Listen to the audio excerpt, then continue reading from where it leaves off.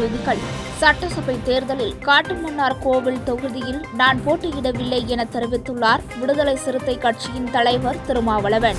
எழும்பூரில் இருந்து 6 விரைவு ரயில்கள் தாம்பரம் நிலையத்திற்கு மாற்றம். தமிழக சட்டப்பேரவை தேர்தலுக்கு இதுவரை 3413 வேட்பு மனுக்கள் தாக்கல் செய்யப்பட்டுள்ளன. மத்திய அரசு மீண்டும் இந்தியை திணிக்க முயல்வதாக சாடியுள்ள முதல்வர் ஸ்டாலின், தமிழகத்திற்கு வரும்பொழுது தமிழகத்தில் மும்மொழி கொள்கையை அமல்படுத்துவோம் என சொல்லி பிரச்சாரம் செய்யும் தைரியம் பிரதமர் மோடிக்கு இருக்கிறதா என கேள்வி எழுப்பியுள்ளார்.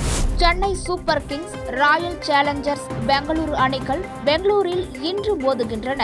நடைபெறவுள்ள 2026 சட்டமன்ற தேர்தலில் தான் போட்டியிட உள்ளதாக விடுதலை சிறுத்தைகள் கட்சி தலைவர் திருமாவளவன் அவர்கள் அறிவித்திருந்தார். இந்த நிலையில் தேர்தலுக்கு பின் தொங்கு சட்டசபை உருவாகும், கூட்டணி ஆட்சி அமையும், MP பதவியை விட்டு சட்டசபைக்கு வரும் திருமாவளவன் துணை முதல்வராக யோசிக்கிறார் என அவதூறுகளை பரப்புவதால் சட்டசபை தேர்தலில் நிற்கவில்லை என தெரிவித்தார். தொடர்ந்து கேள்வி ஒன்றுக்கு பதிலளித்த திருமாவளவன் அவர்கள், யுத்த களத்தில் முன்னோக்கி போவது ராஜதந்திரம் என்றால் ஒரு அடி பின்னால் போவதும் ராஜதந்திரம்தான் என்றார். தனது நிலைப்பாட்டை தள்ளி வைப்பதாக தெரிவித்த அவர், யுக்தியை மாற்றி அமைப்பதாகவும் தெரிவித்த திருமாவளவன் அவர்கள், காட்டுமன்னார் கோவிலில் ஜாதி ஒழிப்புக்கு போராடிய இளைய பெருமானின் மகன் ஜோதிமணி விசிக வேட்பாளராக போட்டியிடுவார் என அறிவித்தார். சென்னை எழும்பூர் ரயில் நிலையத்தில் 10, 11வது நடைமேடை தண்டவாளங்கள் சீரமைப்பு பணிகள் நடைபெற்று வருகின்றன.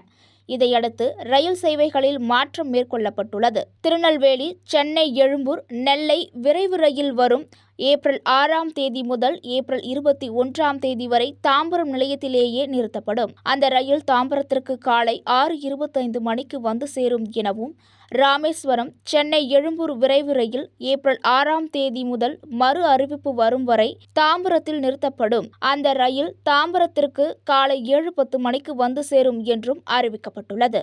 அதேபோல் ஹைதராபாத், தாம்பரம், சார்மினார் விரைவு ரயில் ஏப்ரல் 5 முதல் மறு அறிவிப்பு வரும் வரை சென்னை கடற்கரை நிலையத்தில் நிறுத்தப்படும் எனவும், புறப்படும் நிலையம் மாற்றம் செய்யப்பட்டுள்ளதாகவும் அறிவிக்கப்பட்டுள்ள நிலையில், சென்னை எழும்பூர், செங்கோட்டை பொதிகை விரைவு ரயில் ஏப்ரல் 7ஆம் தேதி முதல் ஏப்ரல் 22ஆம் தேதி வரை எழும்பூருக்கு பதிலாக தாம்பரம் நிலையத்திலிருந்து இரவு 8:05 மணிக்கு புறப்படும் எனவும் அறிவிக்கப்பட்டுள்ளது.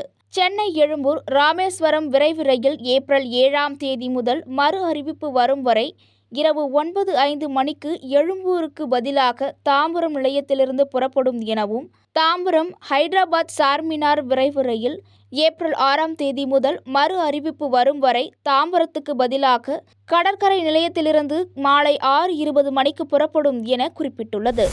தமிழகத்தில் சட்டப்பேரவை தேர்தல் ஏப்ரல் 23ஆம் தேதி நடைபெறவுள்ளது. இத்தேர்தலில் திமுக, அதிமுக, தவேக, நாம் தமிழர் என 4 முனை போட்டி நிலவுகிறது. அனைத்து கட்சிகளும் தங்களது வேட்பாளர்களை அறிவித்து தீவிர வாக்கு சேகரிப்பில் ஈடுபட்டு வருகின்றன. கடந்த மார்ச் 30ஆம் தேதி தொடங்கிய வேட்புமனு தாக்கல் திங்கட்கிழமை ஏப்ரல் 6ஆம் தேதியான நாளையுடன் முடிவடைய உள்ளது. இன்னும் ஒரு நாள் மட்டுமே அவகாசம் இருப்பதால் சனிக்கிழமை முக்கிய கட்சிகளை சேர்ந்தவர்கள் சுயேட்சை என 1000க்கும் மேற்பட்டோர் வேட்புமனு தாக்கல் செய்தனர். சனிக்கிழமை இரவு நிலவரப்படி மொத்தம் 3413 வேட்புமனுக்கள் தாக்கல் செய்யப்பட்டுள்ளன என்பது குறிப்பிடத்தக்கது. தமிழகத்தில் சட்டசபை தேர்தலுக்கு இன்னும் 3 வாரங்கள் கூட இல்லாத சூழலில் பிரச்சாரம் தீவிரமாக நடந்து வருகிறது. இதற்கிடையே இப்போது இந்தி திணிப்பு தொடர்பான விவாதத்தை முதல்வர் ஸ்டாலின் தேர்தல் களத்தில் முன்வைத்துள்ளார். அதாவது, சமீபத்தில் CBSE பாடத்தில் 6ஆம் வகுப்பு முதல் மும்மொழி கொள்கை கட்டாயம் என்பது போல மத்திய அரசு அறிவித்திருந்த சூழலில் அதற்கு முதல்வர் ஸ்டாலின் கடும் கண்டனத்தை தெரிவித்திருந்தார். இதற்கிடையே இதை அவர் தேர்தல் களத்திலும் எழுப்பியுள்ளார்.